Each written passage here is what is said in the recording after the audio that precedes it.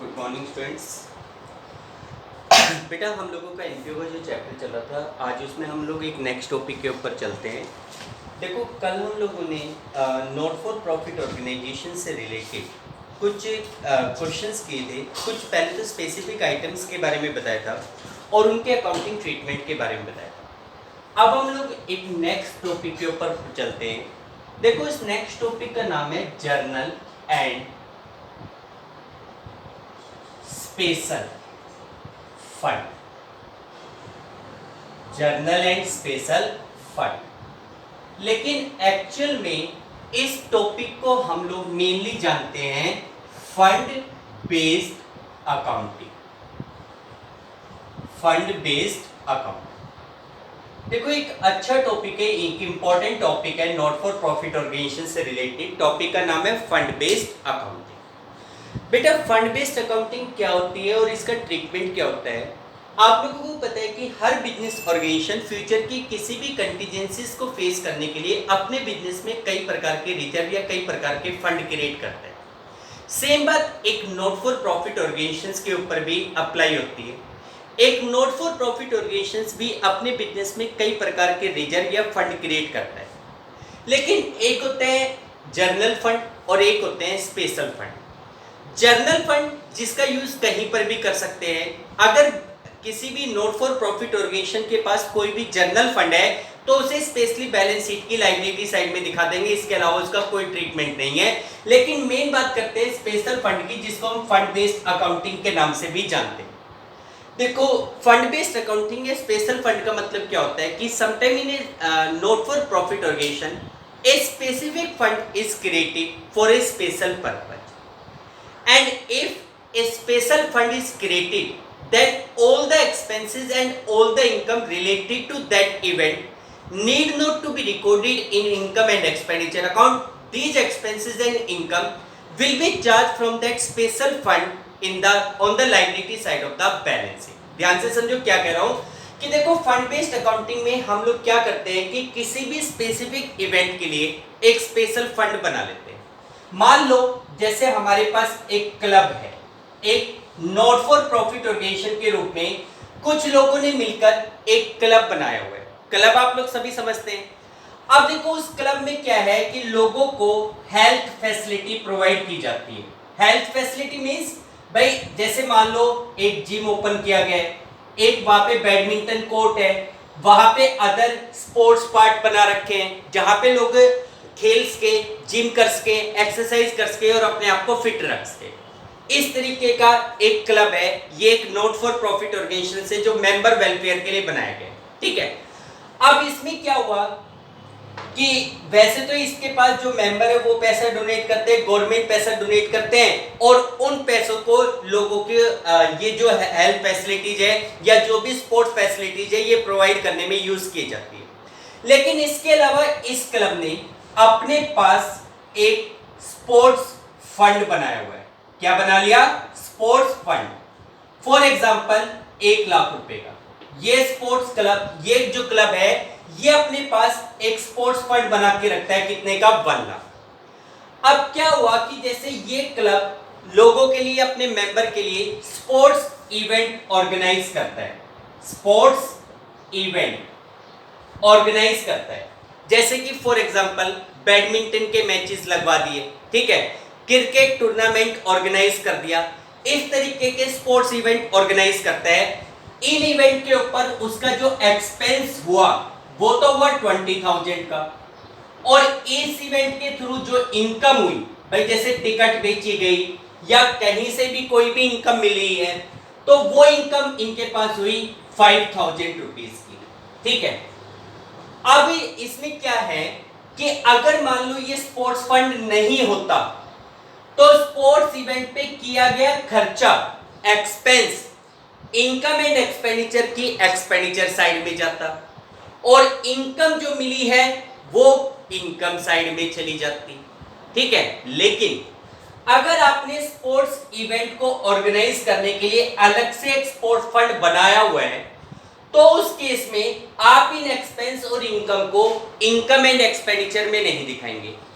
उस केस में आप लोग एक बैलेंस शीट बनाएंगे बैलेंस शीट की लायबिलिटी साइड में, ये लायबिलिटी साइड है, इसमें आप दिखाएंगे स्पोर्ट्स फंड जितने का भी है, जैसे मान लो 1 लाख का है, इसमें से जो खर्चे हैं, जो एक्सपेंस किया गया, वो एक्सपेंस इसी फंड में से लेस करेंगे। लेस एक्सपेंस 10,000 का कितने बच गए 90, और अगर कोई इनकम होती है तो वो इसके साथ ऐड कर देंगे।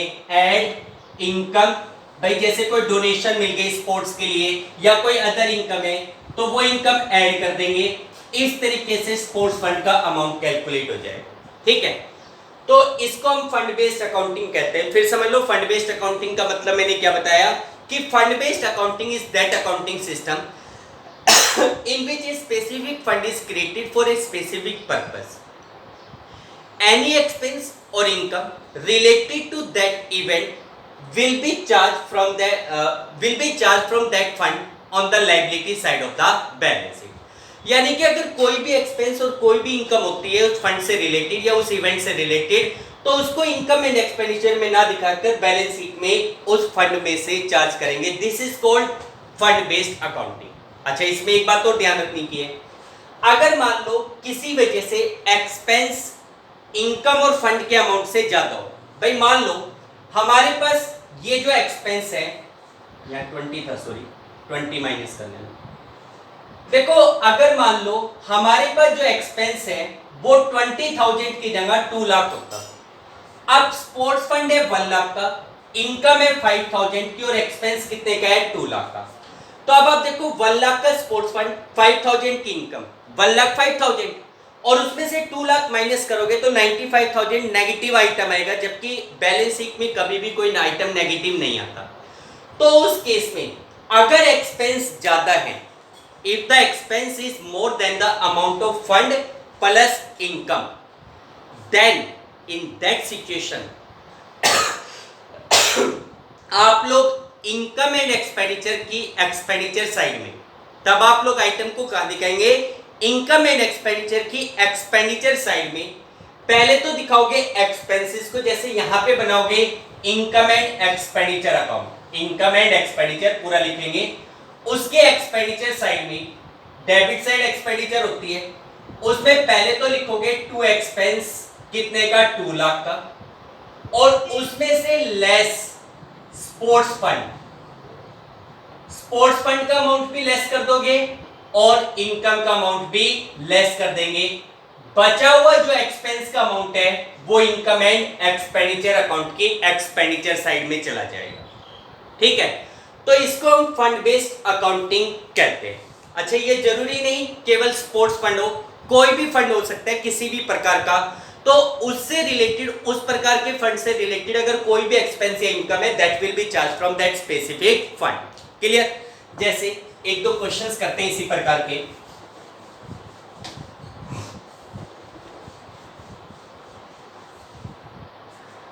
देखो बेटा, जैसे आपकी बुक में फंड बेस्ड अकाउंटिंग से रिलेटेड 4th क्वेश्चन है, इलस्ट्रेशन 4। इलस्ट्रेशन 4 में ये कह रहे हैं, show how will you deal with the following item while preparing the balance sheet of A club. एक क्लब की बैलेंस शीट में आप लोग इन आइटम को कैसे रिप्रेजेंट करेंगे। देखो आइटम आपको क्या दिया हुआ है, स्पोर्ट्स फंड दिया हुआ है 5 लाख का, 10% स्पोर्ट्स फंड इन्वेस्टमेंट ऑन 1 अप्रैल 2018। देखो जैसे स्पोर्ट्स फंड का पैसा 5 लाख का था, अब आप लोगों को मैंने प्लस वन में समझाया कि कई बार क्या होता है कि बिजनेसमैन के पास कोई पैसा पड़ा होता है और उस पैसे को अगर वो अपनी सेफ में या अपनी तिजोरी में रखेगा तो अगर 50 साल बाद भी वो पैसा निकालेगा तो सेम अमाउंट निकलेगा। अगर आपने 5 लाख रुपए किसी तिजोरी में रख दिए, 50 साल बाद उसको निकालो 5 लाख ही निकलेंगे। लेकिन अगर उसी पैसे को बैंक में या किसी कंपनी में या कहीं और इन्वेस्ट करोगे तो उसके ऊपर आपको कुछ एक्स्ट्रा इनकम के सहित वो पैसा मिलेगा। तो देखो इसमें कह रहे हैं कि जैसे स्पोर्ट्स फंड तो आपके पास था 5 लाख का, आपने उन्हीं पैसे से स्पोर्ट्स फंड इन्वेस्टमेंट खरीदे हुए 5 लाख के, इन्वेस्टमेंट एसेट्स है, बैलेंस शीट की एसेट साइड में चला जाएगा। उसके बाद ये कह रहा है कि interest received on sports fund investment, भाई आपने स्पोर्ट्स फंड के पैसे को जो इन्वेस्ट किया था उसके ऊपर 37,500 का आपको क्या मिला है, interest. Donation for sports fund, sports fund के लिए आपको 120 का डोनेशन मिला है। स्पोर्ट्स प्राइज अवॉर्डेड, आपने स्पोर्ट्स के ऊपर कितने के प्राइज अवॉर्ड किए, कितने का प्राइज दिया है 1 लाख का। और एक्सपेंस ऑन स्पोर्ट्स इवेंट पे कितने का खर्चा है, 15,000 का। तो आप ये देखो कि all the items are related to sports fund, तो सारे के सारे आइटम स्पोर्ट्स फंड से रिलेटेड है, तो इसलिए आप इसको बैलेंस शीट में रिप्रेजेंट करेंगे। यहां पे बनाएंगे बैलेंस शीट, किस डेट को, at the end of year. अब स्टार्टिंग थी 1 अप्रैल 2018, क्लोज कब होगा, एज एट 31 मार्च 2019। आप बैलेंस शीट बनाएंगे।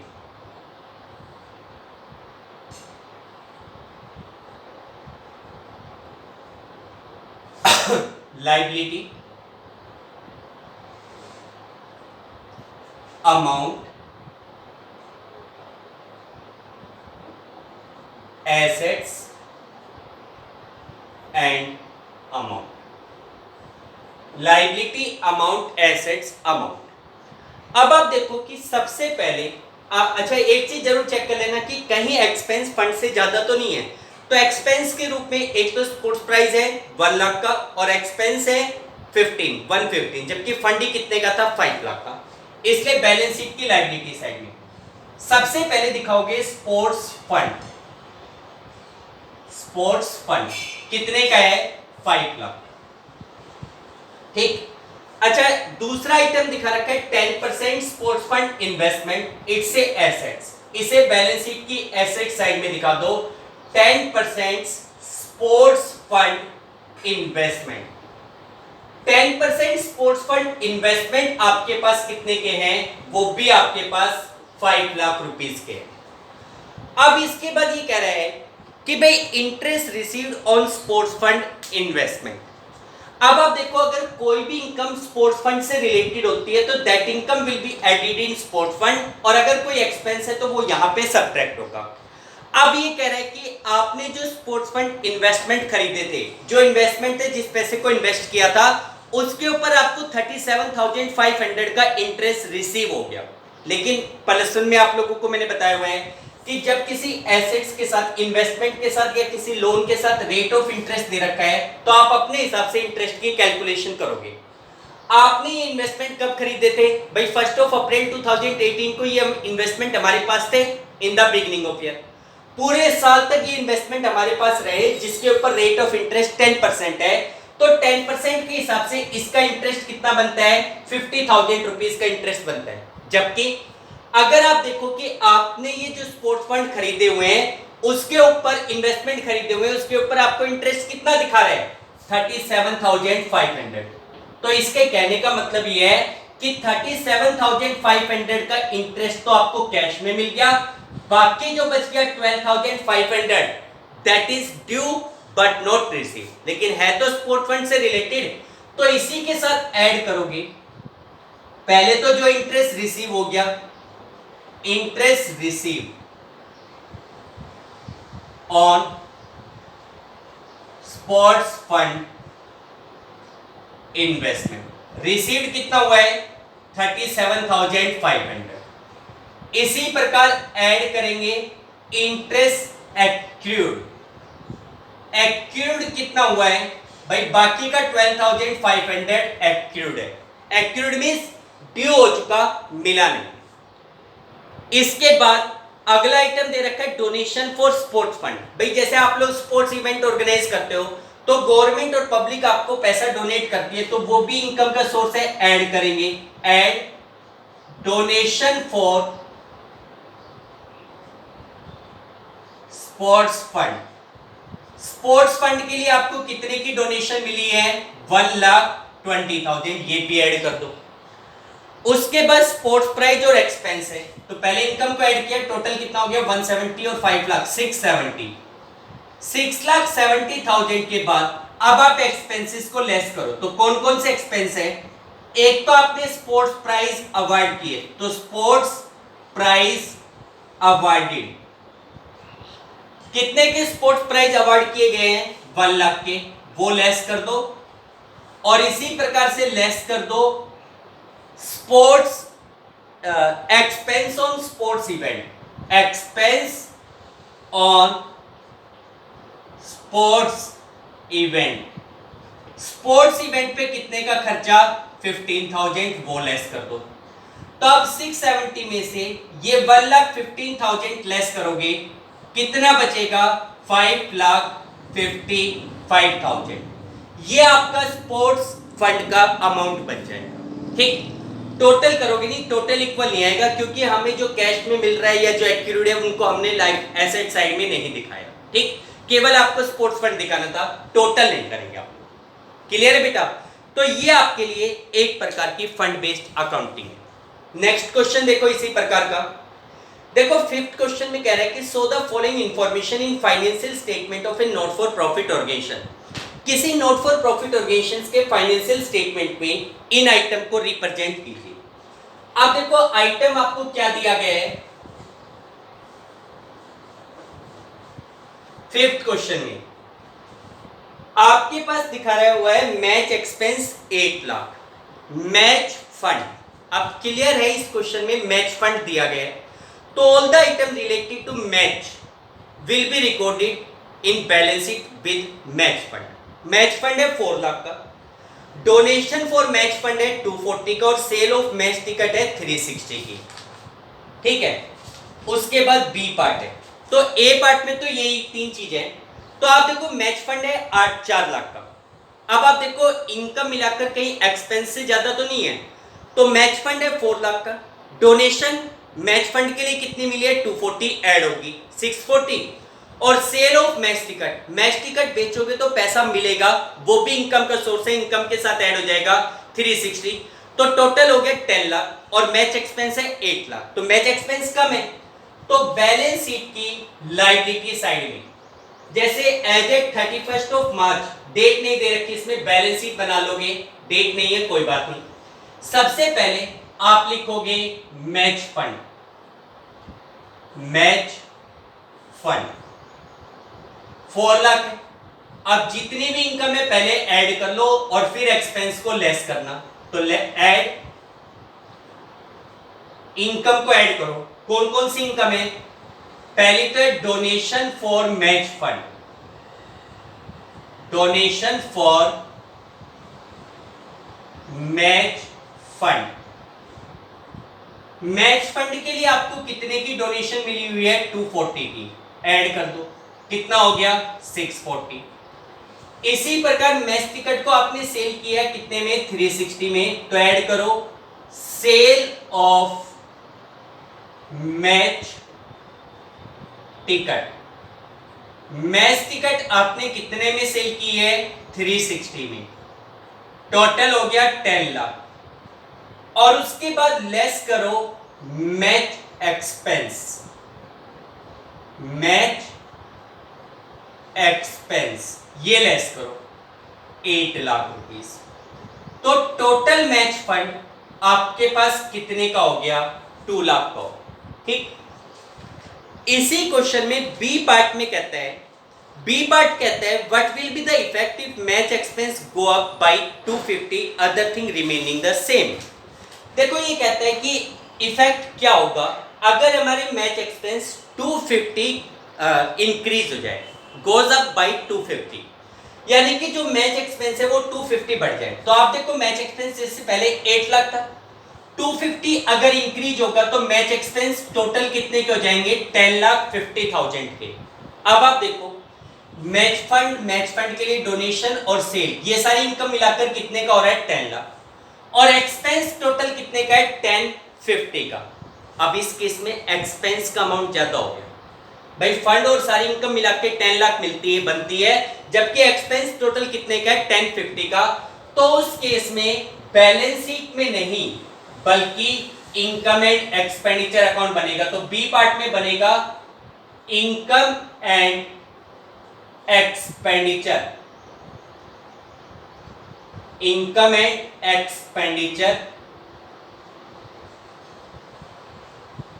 Account for the year ended, date नहीं दी हुई छोड़ दो, for the year ended.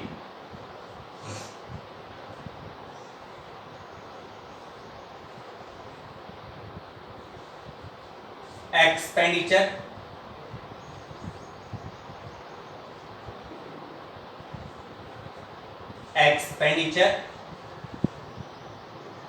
Amount income and amount. ठीक, देखो बेटा इस केस में एक्सपेंडिचर साइड में एक्सपेंस टोटल 1050 का, पहले एक्सपेंस को दिखाओगे टू मैच एक्सपेंस, मैच ही है ना, yes, match expense to match expense. Match expense कितने का है बेटा? 10,50,000। अब इसमें से ये फंड और जितनी भी इनकम है उन सबको लेस कर दो, less match fund. Match fund कितने का था? 4 लाख का, ये लेस करोगे, less donation for match fund, donation for match fund कितने की डोनेशन थी? 240, वो लेस कर दिया, less sale of match ticket, sale of match ticket, match ticket कितने की सेल की गई है? 360, ये भी लेस कर दो। ठीक है, तो ये आइटम लेस कर दोगे तो 1050 में से ये 10 लाख लेस होगा, तो एक्सपेंस में कितना अमाउंट आ जाएगा? 50,000 रुपीज का अमाउंट आ जाएगा।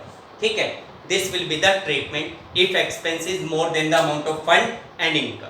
ठीक, इसी प्रकार इसका सिक्स्थ क्वेश्चन है, show how you would deal with the following item while preparing the income and expenditure and balance sheet. जैसे फर्स्ट केस में कह रहा है प्राइस अवार्डेड 5,000, भाई आपने 5,000 रुपए के प्राइस दिए। अब आप देखो पहले केस में कोई फंड नहीं है, कोई फंड नहीं है, तो आप एक्सपेंडिचर साइड में 2 प्राइज अवार्डेड दिखा दोगे। दूसरे केस में प्राइज अवार्डेड है 5,000, प्राइज फंड है 40,000 का, डोनेशन फॉर प्राइज फंड 7,200। ठीक है, तो उस केस में आप देखो प्राइज फंड है, तो बैलेंस शीट की लायबिलिटी साइड में पहले प्राइज फंड बनाएंगे, उसके साथ ऐड करेंगे डोनेशन और उसमें से प्राइज अवार्डेड को कर देंगे लेस। थर्ड केस में प्राइज अवार्डेड है, प्राइज फंड है, डोनेशन है और 9% प्राइज फंड इन्वेस्टमेंट भी और इंटरेस्ट भी है। सेम इसी प्रकार का क्वेश्चन है, करके देख लेना। तो 6th क्वेश्चन आप लोग खुद करेंगे, सिंपल सा क्वेश्चन है। ठीक, इसके बाद 7th क्वेश्चन देखो बेटा, 7th क्वेश्चन भी फंड बेस्ड अकाउंटिंग से रिलेटेड है, लेकिन एक छोटे से पॉइंट को इसमें और ध्यान रखना है। नेक्स्ट क्वेश्चन में देखो, जैसे इस क्वेश्चन में हम लोगों ने मैच फंड बनाया था 4 लाख, ठीक है, उसमें हमने कोई भी एक्सपेंस किया, भाई जैसे हम लोग स्पोर्ट्स इवेंट ऑर्गेनाइज करते हैं, भाई खेल कूद के कोई भी कंपटीशन ऑर्गेनाइज करते हैं, तो उस पे जो एक्सपेंस होते हैं वो खर्चा हमारे पास से कैश में चला जाता है, वो पैसा प्राइज फंड में से माइनस हो जाएगा। ठीक है, लेकिन अगर मान लो फॉर एग्जांपल आपने कोई बिल्डिंग फंड बनाया हुआ है, कोई भी बिल्डिंग फंड, ठीक, भाई बिल्डिंग फंड होता मान लो 4 लाख, लेकिन आपने जैसे बिल्डिंग फंड का मतलब क्या हुआ कि this fund will be use only for the constructions of building, भाई ये पैसा बिल्डिंग की कंस्ट्रक्शंस में यूज होगा। सिंपल सी मेरी बात को समझो, भाई ये हमारे पास बैलेंस शीट है, हमने इस बैलेंस शीट में एक बिल्डिंग फंड बना रखा है 10 लाख रुपए का। फॉर एग्जांपल एक बिल्डिंग फंड हमारे पास है 10 लाख रुपीस का। ठीक है, अब मुझे ये बताओ कि हमने ये बिल्डिंग फंड किस लिए बनाया होगा? भाई हम चाहते हैं कि हम अपने क्लब के लिए, अपने ऑर्गेनाइजेशंस के लिए बिल्डिंग बनाएं और उसके लिए हम फंड का अरेंजमेंट कर रहे हैं। बिल्डिंग फंड बना रखा है 10 लाख का। अगर कोई भी इनकम आती है, जैसे किसी ने पैसा डोनेट किया बिल्डिंग के लिए, वो इसके साथ ऐड हो जाएगा, add donation for building. Building के लिए मान लो 2 लाख रुपीस का डोनेशन आपको मिला, 2 लाख रुपीस आपने इसमें ऐड कर दिया, 12 लाख रुपीस हो गए। अब बात आती है एक्सपेंस की। आपने इस बिल्डिंग की कंस्ट्रक्शंस के ऊपर 4 लाख रुपीस स्पेंड कर दी। ठीक है, आपने इस फंड में से 4 लाख रुपए उठाकर बिल्डिंग की कंस्ट्रक्शंस पे यूज किए, तो वो जो खर्चा किया गया that will be subtracted from that building fund. तो एक तरफ यहां पे इसको लेस करो, construction on building, construction on building 4 lakh rupees, ठीक है। कितने हो गए ये बिल्डिंग फंड? 8 लाख का हो गया।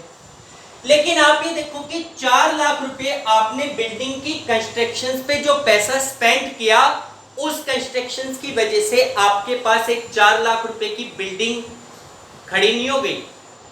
सोचो आप भाई जैसे स्पोर्ट्स इवेंट आप ऑर्गेनाइज करते हो तो वो पैसा तो खर्च हो गया, उसके बदले में कोई एसेट्स आपको नहीं मिल रही। लेकिन अगर आप बिल्डिंग बनाते हो तो उसकी वजह से जितना अमाउंट आप स्पेंड करते जाओगे उतने की बिल्डिंग एक्वायर्ड करते जाओगे। तो यहां पे दूसरी तरफ आपके लिए बिल्डिंग बन जाएगी एसेट साइड में, बिल्डिंग इन प्रोग्रेस या building under progress, building under progress. कितने की बिल्डिंग बनेगी? 4 लाख रुपए की। अच्छा, जो पैसा हमारी एसेट साइड में बढ़ता है वो हमारे लिए प्रॉफिट होता है, जो हमारी कैपिटल के ऊपर भी इफेक्ट डालेगा। तो ये 4 लाख रुपए आपने बिल्डिंग में दिखा दिया, तो हम लोग अपनी बैलेंस शीट में जो कैपिटल फंड बनाते हैं, कैपिटल फंड, उसी कैपिटल फंड के साथ इस अमाउंट को ऐड करेंगे, एक्सपेंस ऑन बिल्डिंग या फिर transfer from building fund, transfer from building fund. Building fund में से 4 लाख रुपए ट्रांसफर किए, यानी कि इसका जो इफेक्ट होगा, देखो 4 इफेक्ट होने, 4 लाख रुपए बिल्डिंग फंड में से कम हो गए, 4 लाख रुपए हमारे कैश में से कम हो जाते हैं, ठीक है। 4 लाख रुपए की बिल्डिंग बन गई तो 4 लाख रुपए ही हमारे कैपिटल फंड में ऐड हो जाएंगे। ये केवल ऐसे फंड के लिए जिसके रिगार्डिंग कोई एसेट जनरेट होती हो। तो 7th क्वेश्चन कुछ इसी प्रकार का है। 7th क्वेश्चन में ए पार्ट देखो, उसमें क्या कह रहे हैं।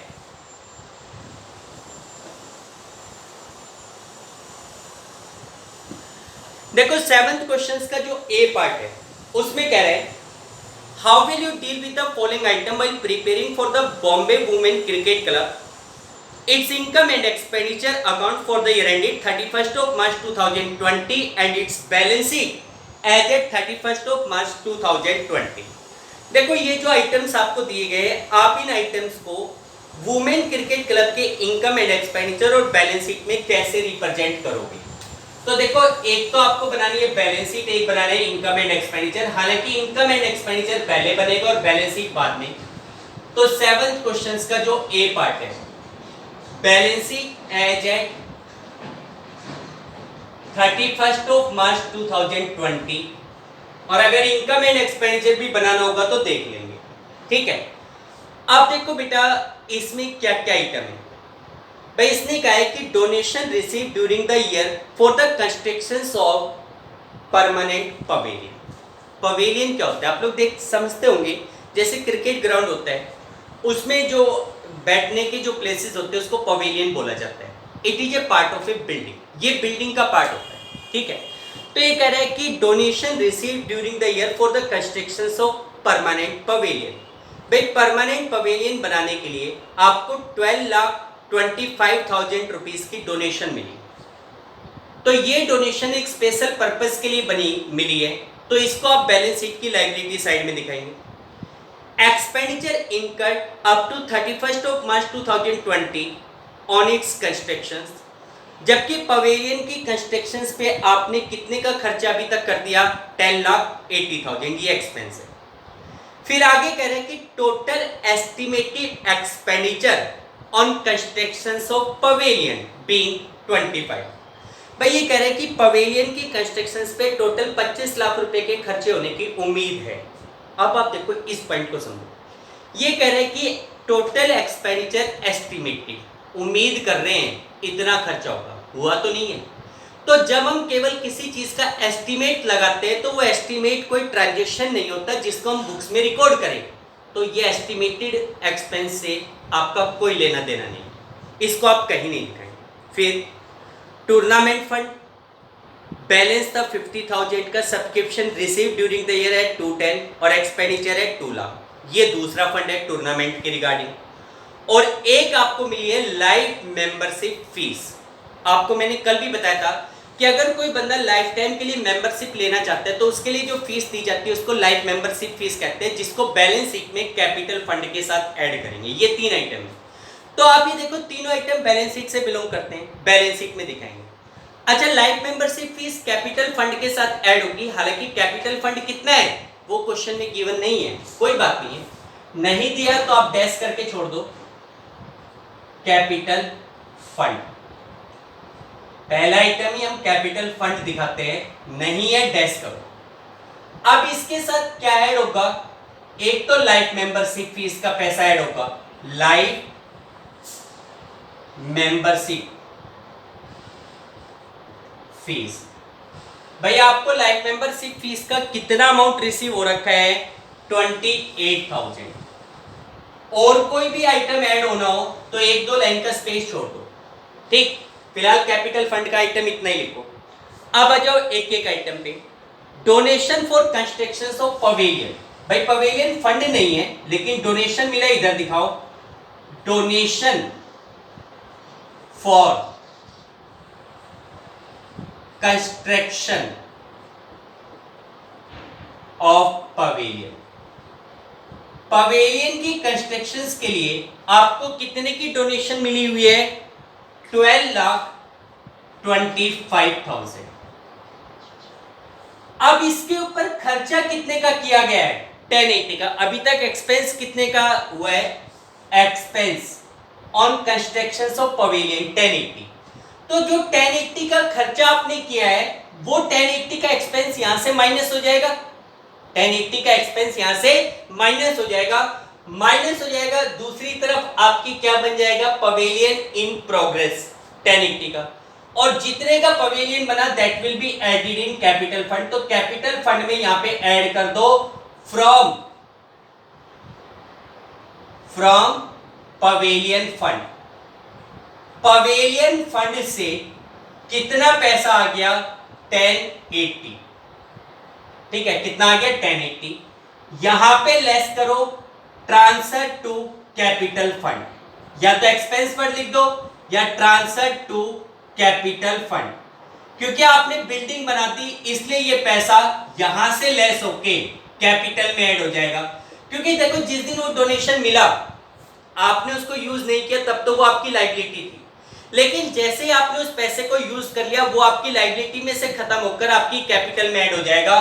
तो यहां से 1080 लेस कर दो, कितना बचा, और कोई आइटम एनी पवेलियन से रिलेटेड, तो ये आपके पास बच गया 1,45,000, 1,45,000। और 1080 का पवेलियन इन प्रोग्रेस, यहां पे लिख दो pavilion in progress. Pavilion in progress कितने का है, 1080। कैश का बैलेंस दे नहीं रखा, नहीं तो जितना भी कैश होता उसमें से 1080 माइनस भी होता, 4 इफेक्ट हो जाते, 1080 1080 1080 कैश में से माइनस और 1080 एसेट्स में है, ठीक। इसके बाद अगला आइटम दे रखा है टूर्नामेंट फंड। अच्छा ये देखो एक्सपेंस ज्यादा तो नहीं है, टूर्नामेंट फंड है 50 का, सब्सक्रिप्शन फॉर टूर्नामेंट कितना रिसीव हुआ है 210, टोटल 260 और एक्सपेंस है 2 लाख। तो उस केस में लायबिलिटी साइड में पहले दिखाओगे tournament fund, tournament fund, tournament fund आपके पास कितने का है 50,000। इसी के साथ ऐड करो क्या, subscription for tournament, subscription for tournament. Tournament organise करने के लिए आपको कितना सब्सक्रिप्शन मिला है 210, टोटल हो गया 260। और उसमें से खर्चा कितने का किया गया है 2 लाख का। Expenses on tournament, expense on tournament, भाई टूर्नामेंट के ऊपर आपने एक्सपेंस कितने का किया है 2 लाख का। तो आपके पास जो टूर्नामेंट फंड है वो कितने का बच जाएगा, 60,000 रुपीज का बचेगा, ठीक है भाई। आगे ये क्वेश्चन समझ में। इसके बाद इसी का जो सेकंड पार्ट है बी पार्ट, बी पार्ट भी कुछ इसी प्रकार का है जिसमें कह रहा है कि present the following item in balance sheet. Of Queen's Club as at 31st of March 2019। इस क्वेश्चन में कैपिटल फंड दिया हुआ है 1080 का, बिल्डिंग फंड दिया हुआ है 480 का, donation receive for building 6 lakh, 10% building fund investment 480 का और interest receive 48,000। Expenditure on construction of building 360, construction work is in progress and has not been yet been completed. Same point इसी प्रकार का है, जैसे आपने ऊपर कैपिटल फंड दे रखा है, कैपिटल फंड लिख दिया 1080, फिर बिल्डिंग फंड इसके साथ ऐड करोगे डोनेशन, इसी के साथ ऐड करोगे इंटरेस्ट, ठीक है। बिल्डिंग फंड इन्वेस्टमेंट उधर चला जाएगा एसेट साइड में, उसके बाद बिल्डिंग पे जो खर्चा है वो बिल्डिंग फंड में से तो माइनस करोगे, बिल्डिंग अंडर प्रोग्रेस इधर दिखा दोगे और बिल्डिंग फंड से पैसा कहां चला जाएगा, कैपिटल फंड में। तो ये करके देख लेना, सिंपल सा क्वेश्चन है, आ जाएगा समझ में। क्लियर है बेटा? ये पॉइंट इसमें बहुत इंपॉर्टेंट है, ये चीज ध्यान रखना कि अगर फिक्स एसेट्स की कंस्ट्रक्शंस के रिगार्डिंग कोई फंड मिला है तो जब आप उस फिक्स एसेट्स की कंस्ट्रक्शंस पे खर्चा करोगे तो वो खर्चा फंड में से तो माइनस होगा, लेकिन साथ के साथ में एसेट्स भी जनरेट होगी और दूसरी तरफ कैपिटल फंड में भी वो पैसा ऐड, ठीक। तो देखो बेटा, ये आपके पास टॉपिक था फंड बेस्ड अकाउंटिंग का। अब उसके बाद हमारा जो नेक्स्ट टॉपिक होगा वो होगा preparations of income and expenditure account, लेकिन preparations of income and expenditure account and balance sheet with the help of receipts and payment account, वो आपको नेक्स्ट में सेंड करूंगा। फिलहाल आप फंड बेस्ड अकाउंटिंग तक के टॉपिक को क्लियर कीजिए। ओके बेटा, thank you, have a nice day.